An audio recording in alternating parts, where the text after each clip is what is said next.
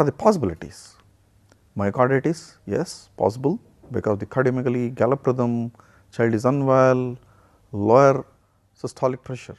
Rheumatic fever, is it a possibility? Could be, because of the carditis, it can present as heart failure rhythm, but a couple of things are not explained by rheumatic fever, that is the absent upper limb pulses.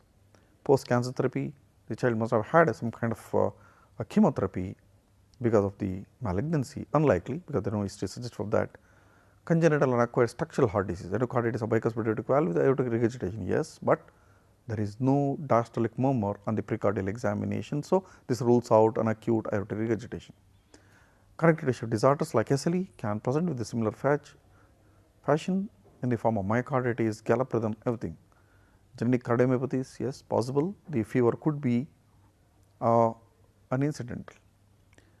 We proceeded to the echocardiogram. Echo shows a dilated left ventricle with a global LV function is 32%, left ventricular hypertrophy, a mild mitral regurgitation and normal coronary. This is very important in each and every child who presents to us with a global hypokinesia with a systolic dysfunction. We do have to look for coronaries, which are absolutely normal in this case.